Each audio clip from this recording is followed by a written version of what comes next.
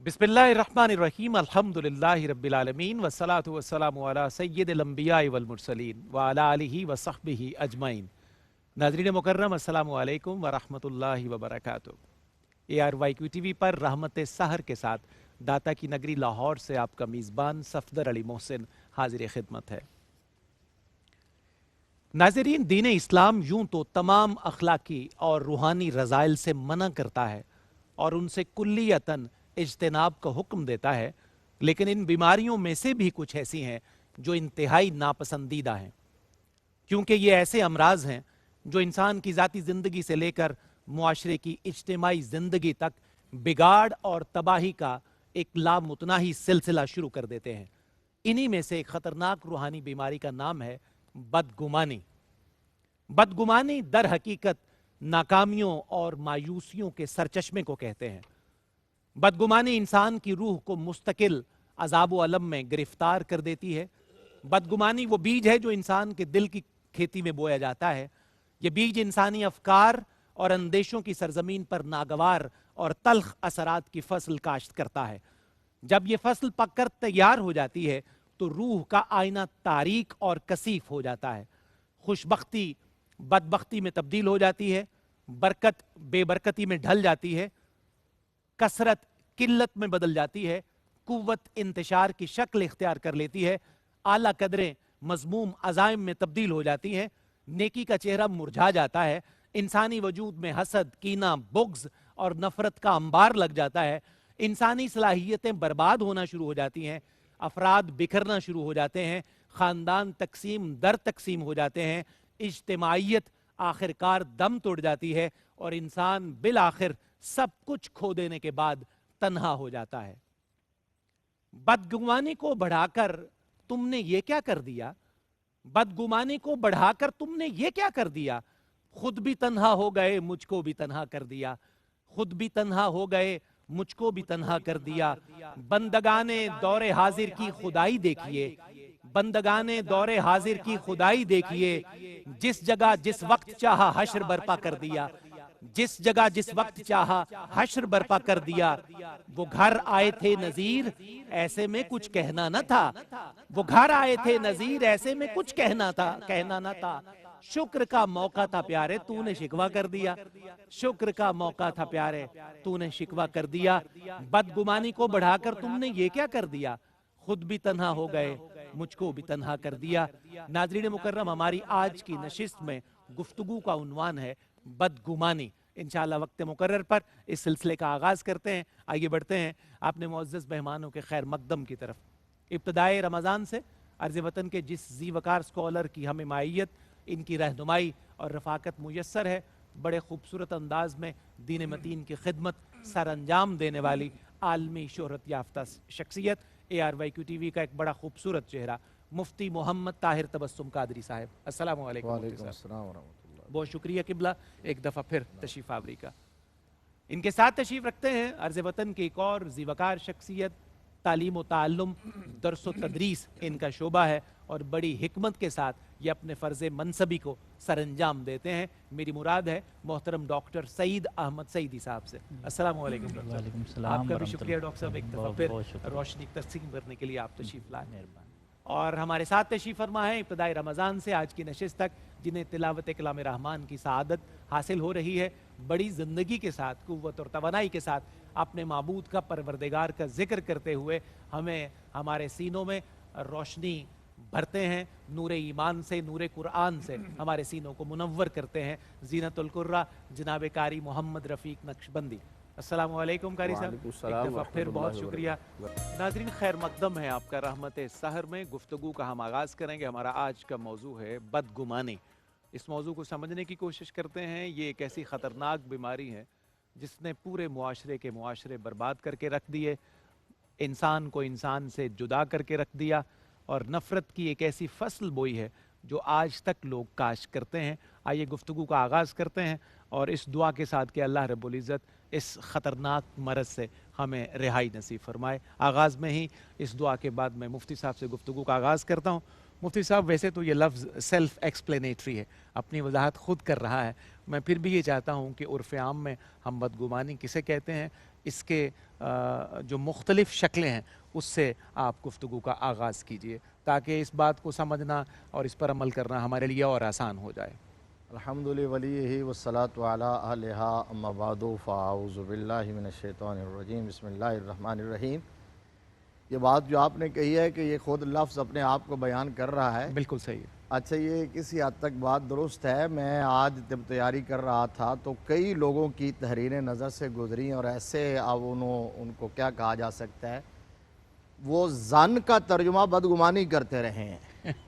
وہ کہہ رہے تھے قرآن پاک نے چونکہ ظن سے بچنے کو کہا ہے لہٰذا ظن کا معنی بدگمانی ہے، لہٰذا اس فورم کے توسط سے شاید کوئی سن لے بہت اچھا ہے تو انہیں مفتی صاحب، کہیں گے آغاز کہ میں آپ اپنی کریکشن کریں۔ جی بالکل یہ صحیح۔ وہ دور ہے دلو فادلو، واہ واہ، ایسے ایسے مفتی آئیں گے جو بغیر استاذ کے اور وہ خود بھی گمراہ ہوں گے اور دوسروں کو بھی گمراہ کریں گے۔ اچھا یہی میں ایک اور بات بھی تحدیث جی نعمت کے طور پہ عرض کرنا چاہوں گا، آپ ہر پروگرام میں آپ بھی اور ڈاکٹر صاحب سے بھی ہم یہ سنتے ہیں کہ ہم جب تیاری کر رہے تھے، موضوعات کو کھنگال رہے تھے اور اس تعلیم اور تعلم کے سلسلے سے گزر رہے تھے تو ہمارے بہت سارے ناظرین جو ہیں وہ حیران بھی ہوتے ہیں اس بات کو سن کر کہ مفتی صاحب اور فلاں صاحب جو بڑے بڑے اساتذہ ہیں وہ بھی تیاری کرتے ہیں، حالانکہ بلا شبہ جی تیاری کے بغیر میدان میں اترنے والا پہلوان بھلا کب نام کما سکتا ہے یا جیت سکتا ہے یا اپنے فن سے انصاف کر سکتا ہے۔ اور میں سمجھتا ہوں کوئی جتنا پرانا آدمی کیوں نہ ہو، جتنا ماہر ہی کیوں نہ ہو، جس ایٹ دا سپاٹ جس پروگرام میں جا رہا ہے اس کی تیاری کے بغیر اگر جاتا ہے تو اس کا مطلب وہ ناانصافی کر رہا ہے۔ ویسے بھی یہ بدرجہ اولا علماء کے لیے، اسکالرز کے لیے بہت ضروری ہے مفتی صاحب کہ وہ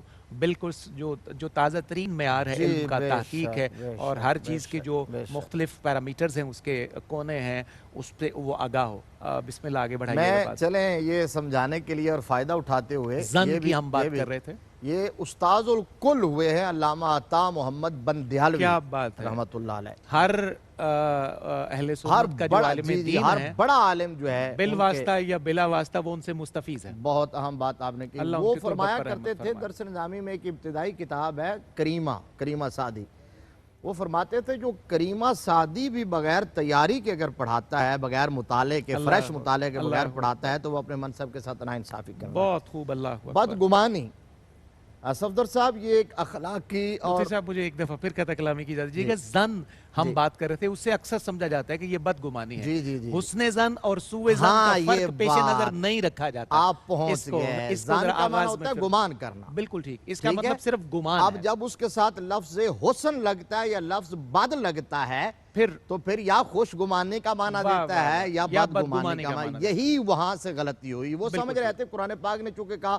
اجتنبوا کثیرا من الظن، ظن سے بچو، تو انہوں نے سمجھا شاید ظن کا معنی بدگمانی، اور انہوں نے لکھا کہا ظن کا معنی ہے بدگمانی چونکہ قرآن نے اس سے بچنے کو کہا ہے۔ اب سنیے جی کہ یہ اخلاقی اور روحانی بیماری ہے جو فرد اور گھرانے اور معاشرے کی تباہی کا سبب بنتی ہے۔ اچھا اس کی ڈیفینیشن کیا ہے یہ سمجھنا ضروری ہے۔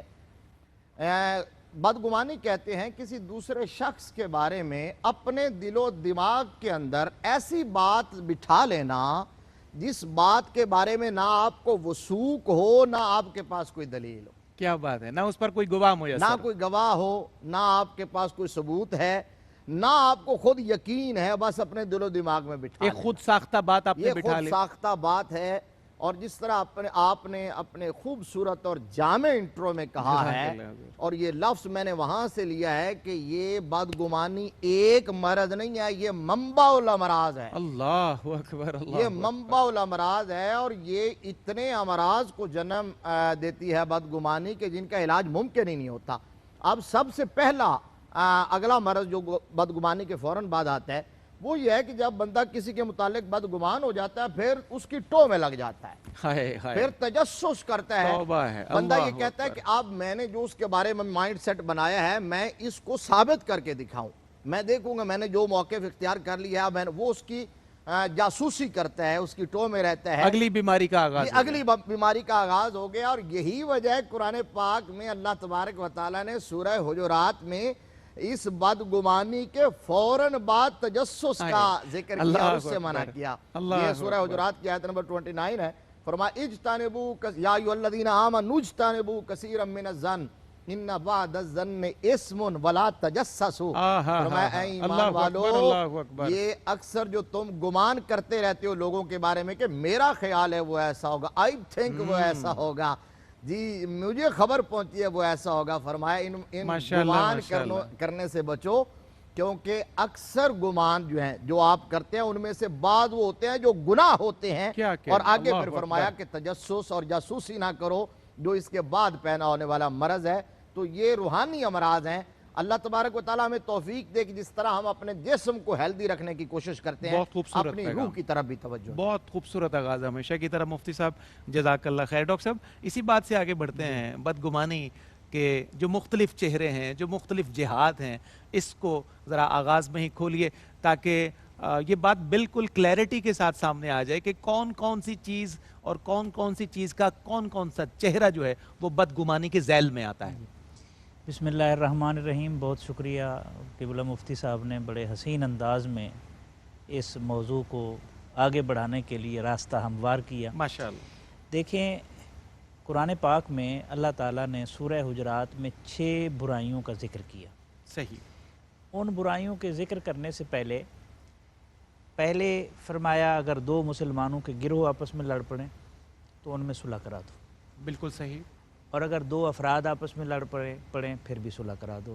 اور جہاں 2 افراد کے لڑنے کی بات آئی وہاں واتقوا اللہ کا لفظ استعمال کیا کہ غفلت میں نہیں رہنا، کہ 2 افراد کی لڑائی ہی پھر اجتماعی لڑائی میں تبدیل ہوتی ہے، یعنی کہ اس کو کوئی چھوٹی بات نہ کوئی چھوٹی بات مت سمجھنا۔ پھر لڑائی کے 6 اسباب بیان کیے۔ یہ قرآن پاک ہے، کتاب حکمت ہے۔ کیا اعجاز ہے۔ 3 اسباب وہ ہیں جن کا تعلق ظاہر کے ساتھ ہے اور 3 وہ ہیں جن کا تعلق باطن کے ساتھ ہے۔ سبحان اللہ، سبحان جن کا اللہ۔ تعلق ظاہر کے ساتھ ہے اس میں تمسخر اڑانا، بالکل صحیح، اس میں عیب لگانا، اللہ اکبر، اس میں برے ناموں سے پکارنا، یہ وہ چیزیں ہیں جو ظاہر ہیں۔ اللہ اکبر۔ 3 وہ اسباب ہیں جو باطن ہوتے ہیں، چھپے ہوتے ہیں، جن کا سامنے والے کو پتہ نہیں ہوتا کہ اس کے سامنے بندہ جو بیٹھا ہوا ہے اس کے اندر کیا چل رہا ہے اور کس کیفیت میں ہے۔ اللہ اکبر۔ اس میں سے ایک بدگمانی ہے۔ اللہ اکبر۔ گمان یا بدگمانی دونوں لفظ، یعنی گمان ہی پھر جب کثرت ہوتی ہے گمانوں کی، جب ایک چیز کو بار بار سوچتے ہیں تو پھر وہ راستہ ہموار ہوتا ہے۔ اسی لیے اللہ تعالیٰ نے اس کو ظن کے لفظ سے کثیر من الظن سے منع کیا ہے۔ سبحان اللہ۔ اچھا، تو ظاہر ہے یہ جو گمان ہوتا ہے یہ بھی تو چھپا ہوا ہوتا ہے۔ درست۔ دوسرا، اچھا یہاں پر گمان کے حوالے سے میں عرض کر دوں، جب آپ آدمی کے بارے میں سوچنا شروع کریں گے نا تو یاد رکھیں وہ انسان ہے، اس میں خامی نکل آئے گی۔ کیا خوبصورت بات کی ہے۔ خامی نکل آئے گی۔ انسان ہے تو انسان میں خامی نکل ہی آئے گی۔ وہ کوئی فرشتہ نہیں ہے، حقیقت کا ہم سادہ سادہ ادراک کر وہ کوئی نبی یا فرشتہ نہیں ہے وہ پرفیکشن کے معیار پہ پورا نہیں اترے گا۔ ہاں جی، اس انسان ہے ہی اسی لیے بہت اچھا ہے کہ اس میں خامی ہے۔ تو جب آپ نے کسی کو لینا ہے نا تو مجموعی طور پر لینا ہے، اس کی خوبیوں اور خامیوں کے ساتھ لینا ہے، اس کو قبول کرنا ہے، اس کو قبول کرنا ہے۔ سبحان اللہ، سبحان اللہ۔ اور پھر اسی کی بیس کے اوپر آپ نے اپنی زندگی کے دھارے متعین کرنے ہیں۔ اگر آپ خوبیوں پر نظر رکھیں گے تو ہیلدی رہیں گے، صحت مند رہیں گے، آپ کی فیملی، آپ کی سوسائٹی، آپ کے اڑوس پڑوس والے آپ سے پرسکون رہیں گے۔ بہت خوبصورت بات۔ اور اگر آپ نے یہ نہ کیا تو پھر معاملات بگاڑ کی طرف چلے جائیں گے۔ اللہ اکبر۔ اچھا، میں اللہ اکبر۔ جو چیزیں چھپی ہوئی ہیں ان میں سے ایک بدگمانی، ٹھیک ہے، اس سے بچو۔ دوسرا فرمایا جاسوسی سے بچو، ٹو لگانے سے بچو۔ اب یہ بھی چھپی ہوئی چیز ہے، کون ٹو میں ہے نہیں پتہ لگتا۔ اچھا، تیسرا جو ہے وہ ہے غیبت سے بچو۔ اللہ اب تینوں وہ چیزیں ہیں جن کے بارے میں آدمی کو پتہ نہیں ہوتا کہ میرے بارے میں یہ کیا سوچ رہا ہے، کیا جاسوسی کر رہا ہے، یا کیا میرے عدم موجودگی میں میرے بارے میں تبصرے کیے جا رہے ہیں، اس کو پتہ نہیں ہوتا۔ لیکن سامنے والی باتیں جو ہوتی ہیں وہ تو بلنٹ آدمی ہوتا ہے، کوئی بول دیتا ہے وہ تو برداشت ہو جاتی ہے، لیکن جو باطنی بیماری ہوتی ہے اگر اس کو پتہ چل جائے جس کے بارے میں وہ تبصرہ کر رہا ہے تو یہ زیادہ خطرناک ثابت ہوتی ہے۔ بہت خوبصورت بات، دکھ بھی زیادہ ہوتی ہے۔ اللہ، اور اس میں ایک جملہ میں عرض کر دوں، 2 جملے دیکھیں، یہ جو بدگمانی ہوتی ہے نا یہ راستہ ہموار کرتی ہے آگے برائیوں کا۔ یہ بھی درجے ہیں۔ مفتی صاحب نے بہت خوبصورت کہا کہ یہ ام الامراض ہے۔ ام الامراض ہے۔ اچھا، ایک بدگمانی کی تو اس کے بعد اگلا درجہ ہے جاسوسی کا۔ ٹو میں لگے رہے کہ اس کے پاس پیسہ زیادہ کیوں ہے، یہ کیوں ہے، یہ کیوں ہے. یہ چیز پھر مقابلہ بازی پر منتج ہوتی ہے. حدیث پاک میں ولا تناجشوا کے لفظ آئے ہیں. اچھا پھر اس سے جب معاملہ آگے بڑھتا ہے تو پھر ولا تحاسدوا، حسد بڑھتا ہے. اچھا جب حسد بڑھتا ہے اور آدمی آمنے سامنے آ جاتا ہے حسد کی وجہ سے تو ولا تدابروا کے لفظ ہیں. پھر رشتے ختم ہو جاتے ہیں، پھر اناج جیت جاتی ہے، رشتے ختم ہو جاتے ہیں. تو یہ ایک دلچسپ بات ہے اور ہمیں اس کو پیش نظر رکھنا چاہیے. بڑی خوبصورت بات ہے. ناظرین مکرم، میں ڈاکٹر صاحب کی ایک بات نے مجھے بڑا لطف دیا، اور اے کاش کہ ہم اس حقیقت کو جتنی جلدی سمجھ جائیں اپنی زندگیوں میں، اتنی جلدی ہمیں سکون کی دولت اللہ عطا کر دے گا. انسان کمی کا، کوتاہی کا، کجی کا اور خامی کا مرکب اور مجموعہ ہے. تو انسان کو انہی چیزوں کے ساتھ قبول کیا جائے تو ہم بڑی جلدی پرسکون ہو جاتے ہیں، اور ہمیں سکون کی دولت بھی اللہ رب العزت دے دے گا. آئیے بڑھتے ہیں ایک وقفے کی طرف. رحمت سحر میں انہی کیفیات کے ساتھ اور پاکیزہ ذکر اور خوبصورت پیغام کے ساتھ آپ جڑے رہیے.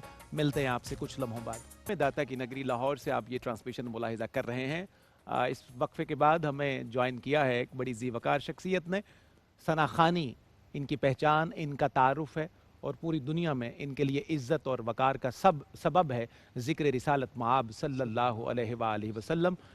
پوری دنیا میں اللہ رب العزت نے اپنے کریم محبوب کی نعتوں کے صدقے اور مبارک ذکر کے صدقے انہیں عزت اور شہرت عطا کی ہے.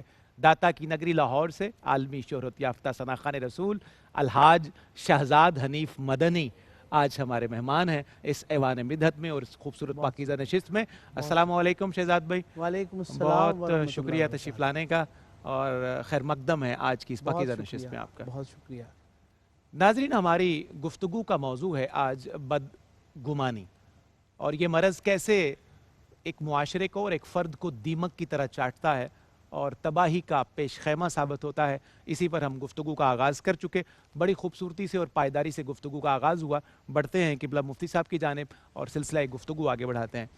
مفتی صاحب، صراحت تو ہو گئی کہ بدگمانی کیا ہے، یہ کیسے کیسے تباہیاں پھیلاتی ہے. یہ فصل جب پک کر تیار ہوتی ہے تو پھر اور کتنی بیماریوں کا اور تباہیوں کا پیش خیمہ بن جاتی ہے. میں یہ جاننا چاہوں گا اپنے لیے، اپنے ناظرین کے لیے، کہ جو بزرگان دین تھے، جو اللہ والے، صوفیاء، اولیاء، اتقیاء کی جو جماعت ہے، ان کا جو سوچنے کا انداز ہوتا تھا دوسروں کے بارے میں، جو انداز فکر تھا، دوسرے کے بارے میں جو رائے قائم کرنے کا ایک انداز ہوتا تھا، وہ کیسا ہوتا تھا، تاکہ ہمیں آغاز سے ہی حسن عمل کی شاہراہ پر دوڑنا نصیب ہو جائے. پتہ چلے کہ ہمارے پر ایسے ایسے مایہ شخصیات گزری ہیں کہ جو کسی بھی چیز میں سے اچھائی کا پہلو تلاش کر کے اپنا انداز فکر لوگوں کے سامنے رکھتے تھے. دیکھیے، اسلام کا، دین اسلام کا یہ جو حسین پہلو ہے تزکیہ نفس والا، درست، اور روحانی بیماریوں کے علاج والا، اس پر جتنا کام صوفیاء کرام نے کیا ہے وہ اپنی مثال آپ ہے. آپ ان کی جن جن بزرگوں نے کتابیں لکھی ہیں، آپ اگر انہیں پڑھیں، آپ حافظ شیرازی کو پڑھیں، آپ شیخ سعدی کو پڑھیں، سیدی حضور داتا گنج بخش کو پڑھیں، سبحان اللہ، پیران پیر کو پڑھیں، امام غزالی کو پڑھیں، رسالہ کشیریہ امام ابو القاسم کشیری علیہ الرحمہ، جتنے لوگ ان کو آپ پڑھیں تو انہوں نے اس پر پورے ابواب باندھے ہیں. ایک بات تو یہ ہے، انہوں نے اس کی تباہ کاریاں ان ڈیٹیل ذکر کی ہیں. یہ تو تھا ان کا ایک نظریہ اور تحریری کام اصلاح امت کے لیے. ان کا اپنا عمل کیا تھا، وہ کسی کے متعلق بدگمان ہونا تو دور کی بات ہے، کبھی اپنے پاس کسی دوسرے بندے کے بارے میں بات کرنے والے شخص کو بیٹھنے ہی نہیں دیا کرتے تھے، اتنی سپیس ہی نہیں دیتے تھے. یعنی کہ جو ایسی جو بات کرتا جس سے بدگمانی کا تاثر پیدا ہوتا یا بدگمانی پیدا کرنے کی کوشش کرتا، وہ نشستوں کا حصہ ہی نہیں ہوتا. جی بالکل، ان کو اٹھاؤ، نشست کا حصہ بننے کی بات اس کو اٹھا دیا کرتے تھے. اور نبی رحمت صلی اللہ تعالیٰ علیہ وآلہ وسلم کی سنت مبارکہ یہی ہے جس کو انہوں نے اپنایا ہوا تھا. آقا علیہ السلام کے پاس ایک دفعہ ایک شخص آیا اور اس نے کسی دوسرے بندے کے بارے میں کوئی بات کرنا چاہی تو ابھی شروع ہی کی تھی. یہ میرے آقا کا اسوہ کاملہ تھا اپنی امت کے لیے، اور حضور نے اس لیے آقا علیہ السلام نے وہیں اس کو روک دیا اور ٹوک دیا، اور یہ فرمایا کہ میں کسی مسلمان کے متعلق ایسی بات سننے کا روادار ہی نہیں ہوں. اور پھر یہاں یہ صحیح مسلم کی حدیث ہے، آقا علیہ السلام نے فرمایا گمان سے بچو کیونکہ یہ اکذب الحدیث ہے. اللہ اکذب الحدیث، آپ اس سے اندازہ لگا لیں. اکذب الحدیث، اکذب اس میں تفضیل کا صیغہ ہے، سپرلیٹو ڈگری. ماشاءاللہ اکذب الحدیث ہے، یہ سب سے جھوٹی بات ہے. اور ایک مثال دے دیتا ہوں، جو پوائنٹ ریز کیا تھا ڈاکٹر صاحب نے اور آپ نے بھی اس پر گرہ لگائی. ہمارے ایک استاذ تھے، جس طرح میں نے بھی ایک ذکر کیا تھا، ملک المدرسین علامہ محمد رشید نقشبندی رحمۃ اللہ علیہ. یہ بڑا ایمان افروز بات ہے اور ہمارے لیے بڑا سبق ہے مختصر.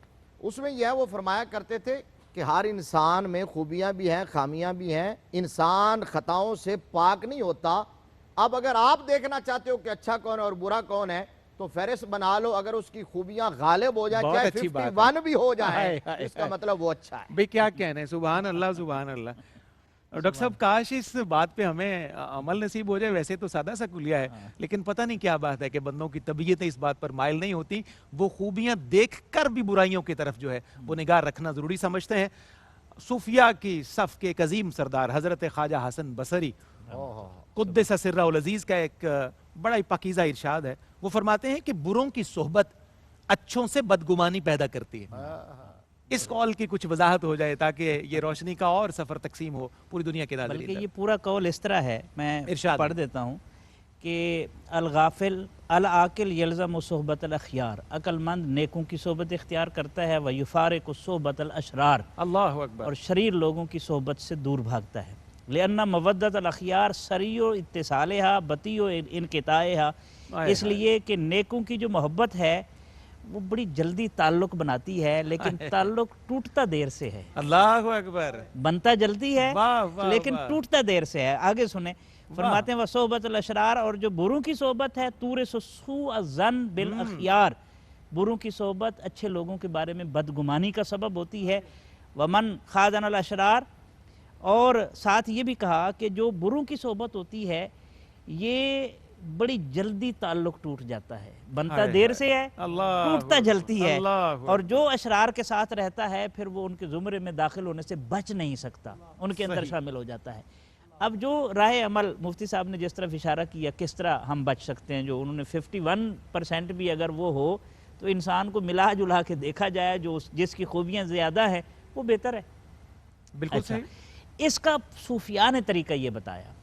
مثلا حضرت خواجہ نظام الدین اولیاء رحمۃ اللہ علیہ اور شیخ ابو نجیب سہروردی، شیخ شہاب الدین سہروردی رحمۃ اللہ علیہ کہتے ہیں کہ ایک مرتبہ ناراضگی ہو گئی خانقاہ میں کچھ لوگوں کے درمیان نا، فقیروں کے درمیان درویشوں میں شکر رنجی پیدا ہو گئی. تو ناراضگی ہوئی نا، تو انہوں نے پھر اپنے اس ارادت مند کو پہلے تو یہ کراتے تھے کہ کھڑا کرتے تھے اسے شیخ ابو نجیب سہروردی اور کہتے تھے استغفار کرو. اللہ اکبر.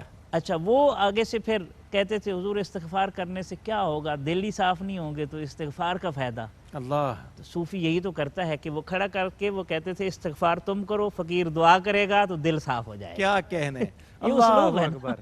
اور یہی وہ اقبال نے ایسے تو نہیں کہا تھا خرد کے پاس خبر کے سوا کچھ اور نہیں، تیرا علاج نظر کے سوا کچھ اور نہیں. بھائی سبحان اللہ سبحان اللہ. اچھا، یہ ایک تو یہ تھا. پھر ساتھ وصیت فرماتے تھے کہ ایسا کرو، انسان ہے نا، اگر تمہیں کوئی نفس سے مل رہا ہے نا تو تم اس کو دل سے ملو. بھئی سبحان اللہ. نفس شر کی طرف لے جاتا ہے، سخت ہوتا ہے، دل میں تو نرمی ہوتی ہے نا، گداز ہوتا ہے، رکت ہوتی ہے. تو اگر نفس کا مقابلہ قلب کے ساتھ، دل کے ساتھ کیا جائے گا تو معاملہ کنٹرول میں آ جائے گا. اگر نفس کا مقابلہ نفس کے ساتھ ہو گیا تو پھر یوں ہوا کہ راستے یکجا نہیں رہے، میں بھی انا پرست تھا، وہ بھی انا پرست. اللہ اکبر اللہ اکبر. ناظرین، آپ نے بڑا خوبصورت پیغام سنا ہے اور نفس کا ذکر ہے، ہمیں بڑھنا ہے اب یہاں سے کلام کی طرف، ذکر رسالت مآب صلی اللہ علیہ وآلہ وسلم کی طرف. ڈاکٹر صاحب جس طرح آپ نے بھی اس کا اشارہ کیا، صرف ایک شعر سے میں اس کو واضح کرتا ہوا جناب شہزاد حنیف مدنی کی طرف بڑھوں گا کہ نفس کو عشق محمد کے حوالے کیجئے، نفس کو عشق محمد کے حوالے کیجئے، یہ درندہ ہے مگر رام بھی ہو سکتا ہے، یہ درندہ ہے مگر رام بھی ہو سکتا ہے. آئیے ذکر رسالت مآب صلی اللہ علیہ وسلم میں پناہ ڈھونڈتے ہیں. جی ناظرین، آپ کا ایک دفعہ پھر خیر مقدم ہے رحمت سحر میں داتا کی نگری لاہور سے ARYQ TV پر. آج کی گفتگو کا موضوع ہے بدگمانی. مفتی صاحب کی خدمت میں ہم حاضری دیتے ہیں. مفتی صاحب قبلہ، ابھی تک ہم نے بندوں کے بارے میں جو گمان ہے اس کے بارے میں گفتگو کی ہے، اور یقیناً ایک مسلمان کی بندہ مومن کی ہر معاملے میں توجہ جو ہے وہ اللہ رب العزت کی ذات والا صفات کی طرف رہتی ہے. تو اللہ رب العزت کے بارے میں ہمیں کیسا گمان کرنا چاہیے؟ بندوں کا بندوں کے بارے میں تو سن لیا، انسان کا انسان کے حوالے سے تو سن لیا، ایک انسان کا رحمان کے بارے میں گمان کیا ہونا چاہیے؟ اس پر بھی کچھ ارشاد ہو. بڑا دلچسپ سوال ہے. اس طرح ہم ذکر کر رہے تھے کہ یہ بدگمانی کی جو تباہ کاریاں ہیں، ہلاکتیں ہیں، وہ کتنی ہیں، اور پھر یہ ایسا الامراض ہے کہ اس سے امراض جنم لیتے چلے جاتے ہیں. درست. آپ دیکھ لیں کہ اگر اس پر قدغن نہ لگائی جائے اور پہرے نہ بٹھائے جائیں اپنے گمان کے، یعنی آغاز میں ہی اس کو نہ روکا جائے اور اپنی اصلاح نہ کی جائے، تو پھر یہ مخلوق سے سفر کرتا کرتا خالق تک پہنچ جاتا ہے. اللہ اکبر. اور پھر انسان کو ہلاکت اور تباہی سے اور ایمان کی بربادی سے کوئی چیز نہیں بچا سکتی. اور وہاں کے بدگمانی آقا علیہ السلام نے فرمایا کہ شیطان وسوسے ڈالتا ہے کہ تجھے کس نے پیدا کیا، کرتا کرتا پھر جب کہتا ہے اللہ، تو اللہ کو کس نے پیدا کیا؟ اللہ. تو یہاں آ کے پھر وہ بہک جاتا ہے. اب سنیے کہ گمان ایک بندہ مومن کو کیسا رکھنا چاہیے اپنے رب کے بارے میں. صحیح مسلم کی حدیث ہے، حضرت جابر بن عبداللہ انصاری رضی اللہ تعالیٰ عنہ حدیث کے راوی ہیں.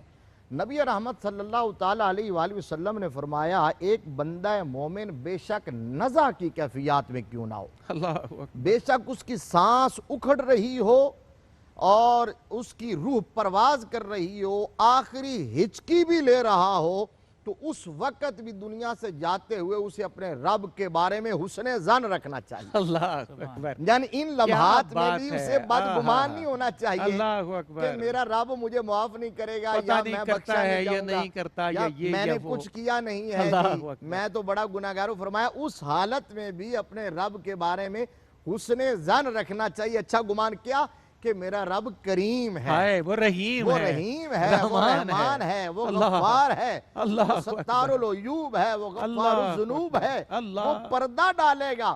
یہ میرے مصطفیٰ نے فرمایا کہ حسن ظن رکھنا چاہیے. اور خود اللہ تبارک و تعالیٰ نے کیا فرمایا؟ انا عند ظن عبدی بی وانا معہ اذا ذکرنی. فرمایا اگر وہ میرے بارے میں حسن ظن رکھتا ہے، فرمایا پھر سن لو میرا بندہ میرے متعلق جیسا گمان کرے گا میں ویسا ہی اس کے ساتھ سلوک کروں گا. اللہ یعنی یہ دو قطعی فرمان ہے، یہ ان دونوں کی سند میں کوئی کلام نہیں ہے. تو آپ کتنا آسان معاملہ ہو گیا مومن کے لیے، مسلمان کے لیے، حضور کے غلام کے لیے، کہ وہ حسن ظن رکھے کہ اللہ تبارک و تعالیٰ بخش دے گا. اور اللہ تبارک و تعالیٰ فرماتا ہے میرے متعلق میرا بندہ جیسا گمان کرے گا میں ویسا ہی اس کے متعلق سلوک کروں گا. اور روز محشر جب ایک بندے کے بارے میں فیصلہ ہو جائے گا، وزن اعمال کے بعد ڈکلیئر ہو جائے گا کہ یہ جنمی ہے، اس کو لے جایا جا رہا ہوگا نا، تو وہ موڑ کے دیکھے گا. اللہ اکبر. موڑ کے دیکھے گا. اللہ تبارک و تعالیٰ فرمائے گا دیکھتا کیا ہے؟ یا اللہ تو رحیم ہے. فرمایا تیرا میرے متعلق یہ گمان ہے. وہ کہے گا جی یہی تو گمان رکھ کے آئے ہوں. فرمایا فرشتوں اسے جنت میں لے جاؤ. اللہ اکبر کبیرہ. یہ گمان ہمیشہ مخلوق سے حسن ظن جو ہے وہ شروع ہونا چاہیے، اور اپنے خالق کے بارے میں تو ہمیشہ حسن ظن. کیا بات ہے، سبحان اللہ سبحان اللہ. ڈاکٹر صاحب کیا روح پرور بات ارشاد کی ہے اللہ رب العزت کے حوالے سے، اور مخلوق کے لیے کیا سامان ہے اس میں کریمی کا. وقفے میں جانے سے پہلے ہم نفس اور دل کا ایک معاملہ ڈسکس کر رہے تھے. میرا خیال ہے کہ بات تھوڑی سی ہماری نامکمل رہ گئی، اگر آپ مہربانی فرمائیں تو اسے مکمل کیجئے. اس کو کھولتے ہیں. مفتی صاحب نے جو بات چلائی نا، مجھے ایک حدیث پاک یاد آئی. ایک عربی آیا. عربی جو ہوتے تھے نا، عرب کے دیہاتی، خالص ہوتے تھے. جتنی بات سمجھ آتی تھی نا، تو سبحان اللہ، خود رسالت میں آپ صلی اللہ علیہ وسلم بھی حظ اٹھاتے تھے اور صحابہ خواہش کرتے تھے کاش کوئی ایسا بندہ آئے اور اس طرح کھلے ڈھلے سوال پوچھے، سیدھی بات. اللہ اکبر. وہ آ گیا، اس نے پوچھا یا رسول اللہ صلی اللہ علیہ وسلم، صلی اللہ علیہ نبینا الکریم، ہمارا حساب کون لے گا؟ ہائے ہائے ڈاکٹر صاحب کیا روح کا نغمہ. آپ صلی اللہ علیہ وسلم نے فرمایا عربی اللہ لے گا. ہمارا لگایا اس نے، خدا کی قسم ہماری بخشش ہوگی. اللہ اکبر. اللہ لے گا تو پھر خدا کی قسم ہماری بخشش ہوگی. اللہ اکبر. رسول اللہ صلی اللہ علیہ وسلم نے فرمایا عربی وہ کیسے؟ کہنے لگا حضور ہم تو دنیا میں دیکھتے ہیں نا، معاملہ جب کسی کریم کے پاس جاتا ہے نا تو پھر بخشش ہی ہوتی ہے، اور اس سے بڑا تو کوئی کریم ہی نہیں. اللہ اکبر. تو یہ لذت ہی اور ہے. دنیا میں کوئی کریم محروم نہیں کرتا تو وہ جو کریموں کا خود خالق ہے وہ کیسے محروم کرے؟ اور ہم یا رب تو کریمیو و محبوب تو کریم، اللہ صد شکر کے ہستے میانے دو کریم. اللہ ہمارا معاملہ تو دو کریموں کے درمیان ہے. اللہ. اچھا ایک اور بات، نفس اور قلب کی ہم بات کر رہے تھے. حضرت خواجہ نظام الدین اولیاء رحمۃ اللہ علیہ کا تذکرہ ہوا. ایک بندہ آیا، اس کی کہیں کسی کے ساتھ لڑائی ہو گئی تھی نا، ناراضگی جیسے ہو جاتی ہے، تو اس نے آ کر گزارش کی کہ اس نے میرے ساتھ زیادتی کی ہے تو میں انتقام لوں گا.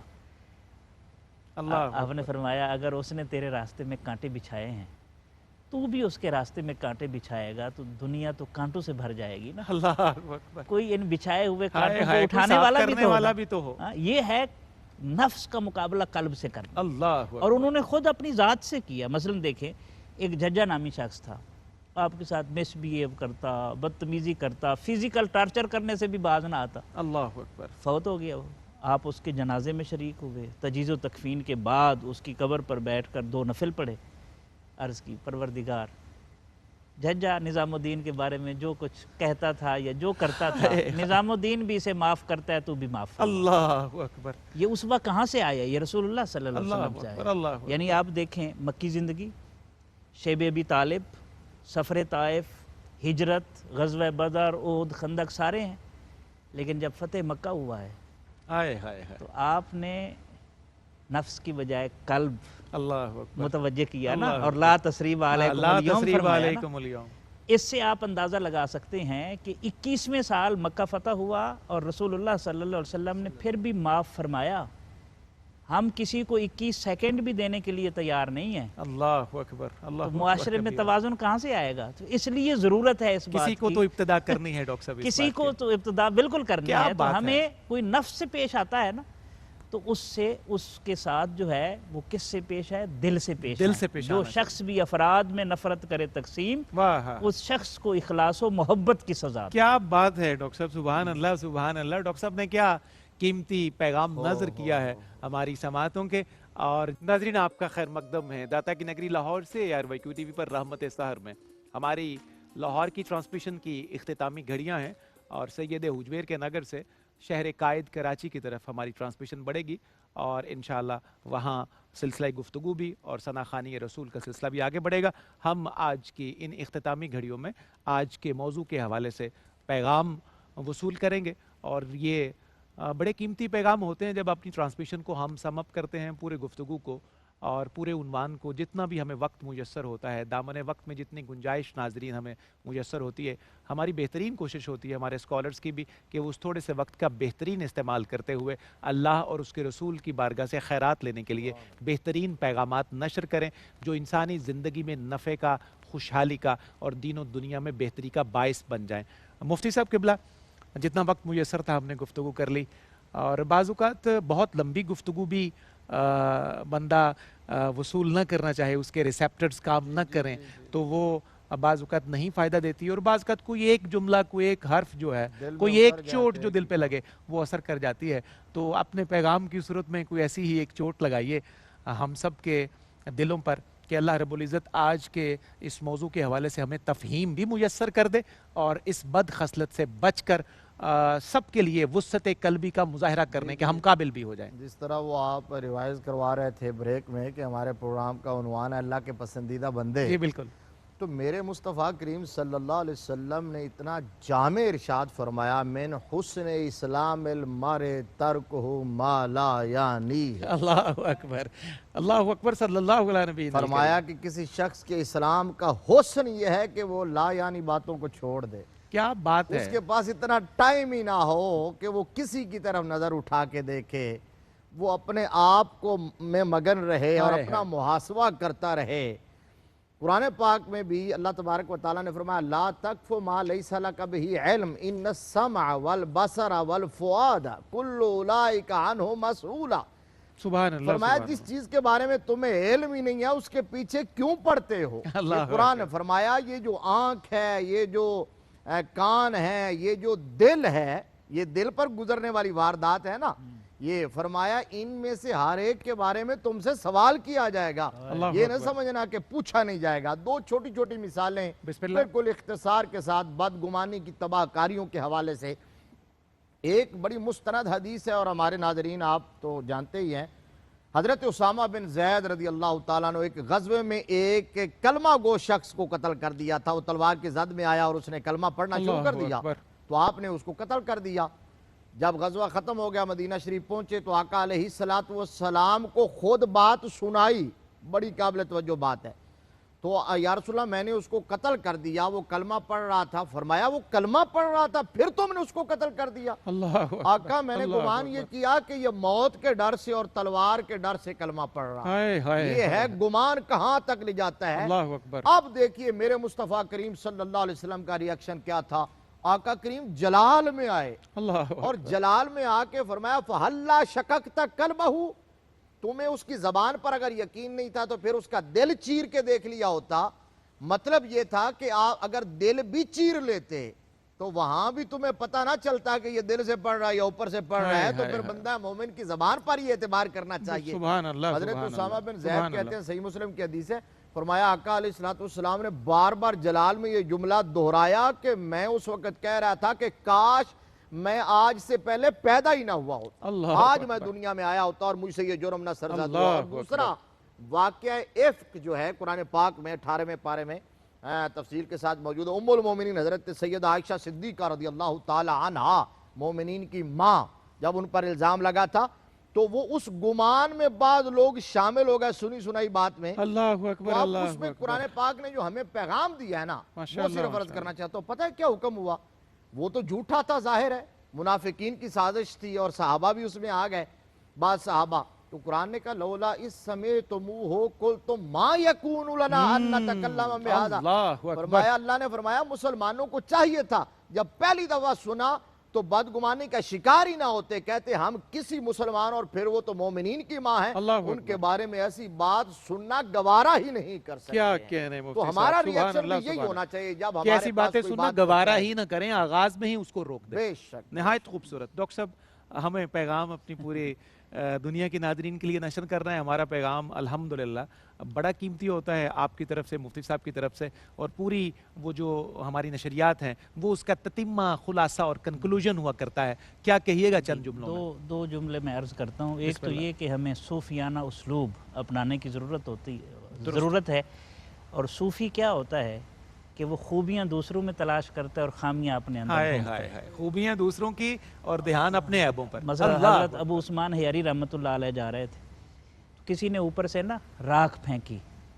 آپ کے ارادت مند جو ہے وہ بڑے جذبے ہوئے، غصے ہوئے. تو آپ نے فرمایا ٹھہر جاؤ بھائی، کیوں غصے ہوتے ہو؟ جو سارے اس قابل ہو کہ اس کے اوپر جہنم کے انگارے پھینکے جائیں، وہ شکر نہیں کرتا کہ اس کے اوپر صرف راکھ پھینکی گئی ہے. اللہ میری توبہ. اتنی بڑی شخصیت. اور دوسرا پیغام کا دوسرا حصہ یہ ہے، یہ جو نئی نسل ہے نا اس میں بڑا پوٹینشل ہے، اس میں کوئی شبہ نہیں. ہم نے کئی مرتبہ نوجوانوں کو بلک کر روتے ہوئے دیکھا ہے رسول اللہ صلی اللہ علیہ وسلم کے ذکر پر، ان کی محبت میں. اور سلسلہ چشتیہ میں خواجہ نظام الدین اولیاء رحمۃ اللہ علیہ فرماتے ہیں کہ کسی کا علاج کرنا ہے نا تو محبت کی آگ لگا دو اس میں. یہ چنگاری جلا دو. ہاں چنگاری جلا دو. جنگل کسی کو کہو گے نا کاٹنے کا، ساری زندگی بھی لگا رہے تو وہ جنگل نہیں کاٹ سکتا. پاسبل ہی نہیں ہے. اعمال سے یقین بغض ختم نہیں ہوتے، کوشش کی جا سکتی ہے، لیکن اگر محبت کی چنگاری سلگ جائے نا تو ساری رذالتیں صاف ہو جاتی ہیں. جس طرح جنگل میں آگ لگا دی جائے زمین صاف ہو جاتی ہے، بالکل یہی کیفیت. اسی طرف اقبال نے اشارہ کرتے ہوئے کہا تھا، سبحان اللہ ڈاکٹر صاحب، واہ واہ واہ. محبت کے شرر سے دل سراپا نور ہوتا ہے، ذرا سے بیج سے پیدا ریاض طور ہوتا ہے. بھئی سبحان اللہ سبحان اللہ سبحان اللہ. ناظرین پیغامات آپ نے سماعت کیے، کاش کہ یہ دل تک رسائی حاصل کریں، اور آج ہی سے ہم عہد کر لیں کہ ہمیں لوگوں کی خوبیوں کی طرف، ان کی نیکیوں کی طرف، اچھائیوں کی طرف نظر کرنی ہے اور ان کی کمیوں سے، کجیوں سے، کوتاہیوں سے صرف نظر کرنا ہے. تو دیکھیے زندگی میں کیسی انقلابی تبدیلی آج کے دن سے ہی اللہ پیدا فرما دے گا. اللہ ہمیں عمل کی توفیق آسان کرے ہمارے لیے اس رستے پر چلنا. انتہائی شکر گزار بڑے خوبصورت گفتگو کے لیے ہمیشہ کی طرح آج کی نشست میں بھی ہمیں مفتی محمد طاہر تبسم قادری صاحب آپ نے عنایت کی. بہت شکریہ آپ کی تشریف آوری کا بھی. ڈاکٹر سعید احمد سعیدی صاحب، ڈاکٹر صاحب ہمیشہ کی طرح آپ نے بھی بڑے قیمتی کلمات سے نوازا. جناب الحاج شہزاد حنیف مدنی آپ کا بھی شہزاد بھائی بہت شکریہ. بڑی خوبصورت حاضری ہیں.